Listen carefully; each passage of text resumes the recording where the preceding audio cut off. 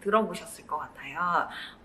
사람과 사람들이 만나서 대면하고 그렇게 편안하게 시간을 보내던 시절은 이제 역사 속에 남을 것 같고, 코비드 19이 종식된다 할지라도 언제든 새로운 바이러스에 대한 위험성은 도사리고 있고, 그런 위험성에 대한 인식이 사람들 뇌리에 크게 박혔기 때문에 이제 더 이상 대면이 주요했던 예전의 시대로 돌아갈 수는 없을 것 같아요. 그렇지만 비대면이 익숙해지는 이 시대에 사람들은 여전히 다른 사람과 연결되고 싶어하고 소통되고 싶어하는 그런 본능을 가지고 있습니다. 그렇기 때문에 사람들은 온택트라는 방식을 통해서 다른 사람들과 연결될 수밖에 없다라는 거고요. 이 온라인상에서 서로 간에 연결되는 그런 방식은 앞으로 새로운 표준으로 뉴 노멀 시대의 공식으로 자리 잡을 것입니다. 반가운 사실은 이 비대면과 대면의 영향력이 동등해졌다라는 거죠. 예전에는 오프라인 강의는 되게 고퀄리티, 그리고 이제 온라인 강의는 어쩔 수 없이 선택하는 대체제라는 이런 식의 이미지가 강했어요. 그런데 지금은 오프라인이 진행될 수 없는 상태가 되다 보니 오프라인과 온라인의 가치가 동일시되는 이런 시대가 열린 거죠.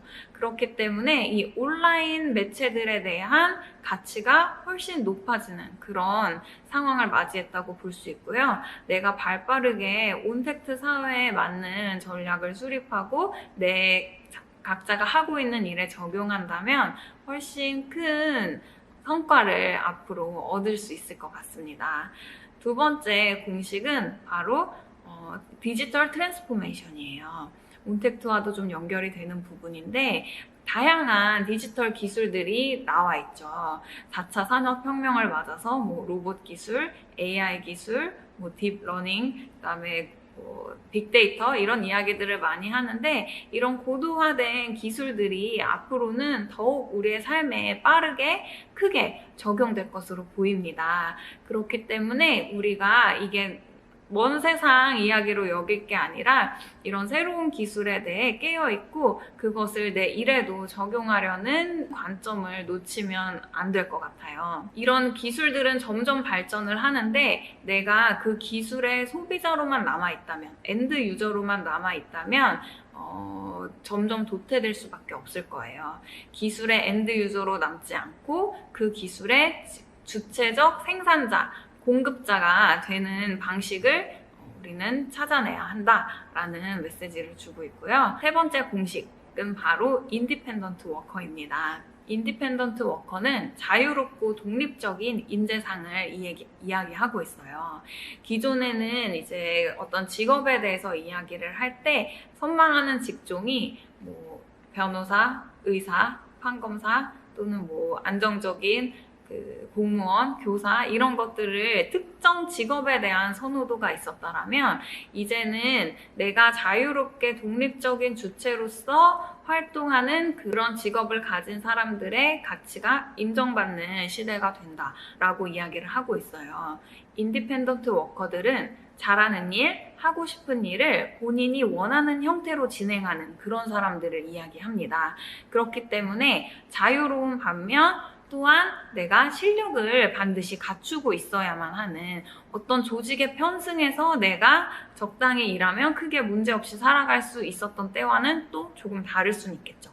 그렇지만 내가 진정으로 무엇을 원하는지와 어떻게 살고 있는지가 일치하는 삶을 살 수 있는 게 바로 이 인디펜던트 워커라고 생각을 해요.